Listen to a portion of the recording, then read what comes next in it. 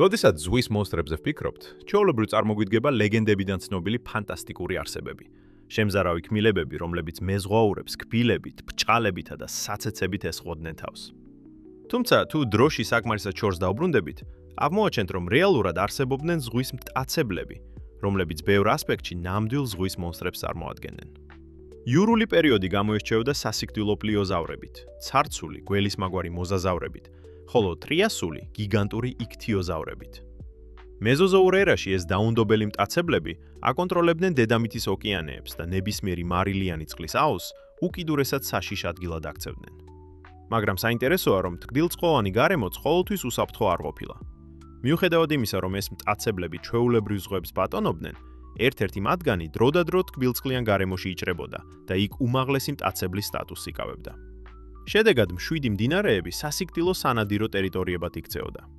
ამის საუკეთესო მაგალითია პანონიოზავრი, ერთადერთი ცნობილი თკბილწყოვანი მოზაზავრი. Pannoniosaurus inexpectatus, სახეობა, რომლის სახელიც სიტყვასიტყვით მოულოდნელს ნიშნავს. პირველად დაახლოებით 85 მილიონი წლის წინ გვიან ცარცულ პერიოდში გამოჩნდა.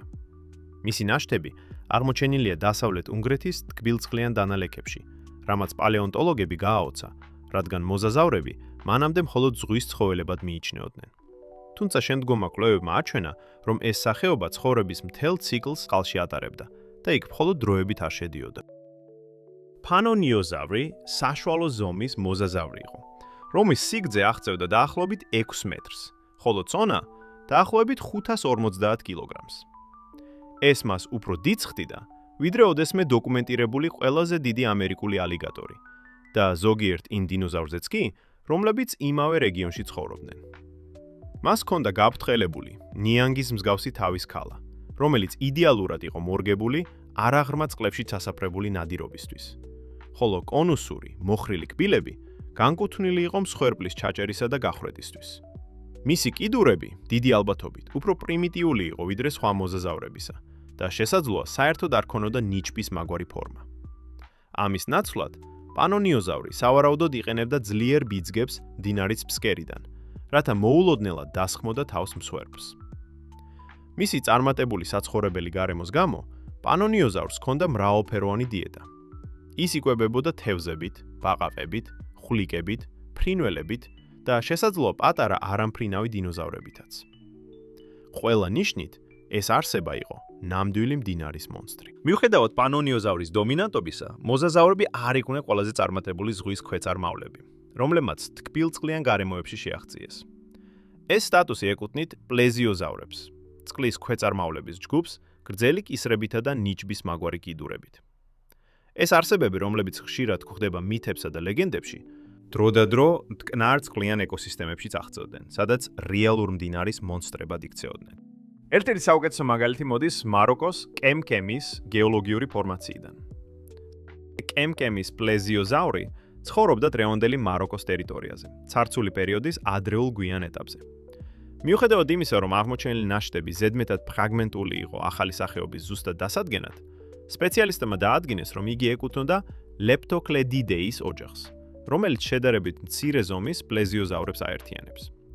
ზომით მოგზალებული მიუხედავად ამისა, ეს პლეზიოზავრი აღწევდა დაახლოებით 3 მეტრს, დაახლოებით ისეთი ზომის, როგორიც ძალიან დიდი ხარისებრი ზვიგენია. დიდი ალბათობით ის იკვებებოდა ნიჟარებით, ლოკოკინებითა და თევზებით, თუმცა ასევე შეეძლო ნადირობა ამფიბიებზე, ხვლიკებზე, გველებზე, კუებზე და შესაძლოა პატარა დინოზავრებზეც. თუმცა მისი ცხოვრება მარტივი არ ყოფილა. იგი იზიარებდა საცხოვრებელ გარემოს გიგანტურ ნიანგის მაგვარ ქვეწარმავლებთან, მტაცებელ თევზებთან და თვით სპინოზავრთან, რაც იმას ნიშნავდა, რომ ის ერთდროულად იყო მონადირე და პოტენციური მსხვერპლი. კემკემის პლეზიოზავრი შედარებით პატარა იყო, თუმცა გაცილებით უფრო დიდი პლეზიოზავრი მოგვიანებით აღმოაჩინეს კანადაში, Dinosaur Park Formationში, რომელიც დაახლოებით 75 მილიონი წლის წინანდელია. ეს იყო Fluvionectes, ყველაზე დიდი ცნობილი მტკნარ წყალში მცხოვრები, რომლის სიგრძე აღწევდა 7 მეტრს. Fluvionectes ეკუთვნოდა ელაზმოსაურიდეის ოჯახს, რომელიც განსაკუთრებით ცნობილია თავისი უკიდურესად გრძელი კისრებით. დიდი ალბათობით ის იყენებდა თავის პატარა თავსა და გრძელ კისერს, რათა შეუმჩნევლად მიუახლოვებულიყო თევზის გუნდებს და ისე დაესხმოდა თავს, რომ ისინი საფრთხეს ვერ გაეგოთ. იგი თავისი ეკოსისტემის ერთ-ერთი ყველაზე დიდი ცხოველი იყო. ყავდა ძალიან ცოტა ბუნებრივი მტერი, რაც საბოლოოდ ამტკიცებს მის რეპუტაციას, როგორც ნამდვილი მდინარის მონსტრის. საინტერესოა, რომ ამავე გარემოში კიდევ ერთი პლეზიოზავრის სახეობა ცხოვრობდა.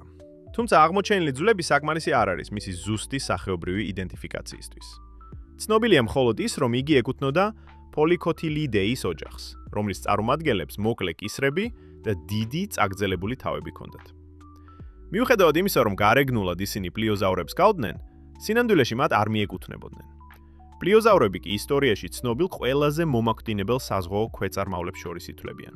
და რაც განსაკუთრებით საინტერესოა, მათ შორის არსებობდა სახეობა, რომელმაც ტკბილ წყლებში ცხოვრება შეძლო. ავსტრალიაში პალეონტოლოგებმა აღმოაჩინეს უცნობი მტკნარწყლიანი პლიოზავრის კარგად შემონახული კბილები. მათი ზომების მიხედვით ვარაუდობენ, რომ ეს ცხოველი აღწევდა დაახლოებით 5 მეტრს სიგრძეში და იწონიდა 1 ტონამდე.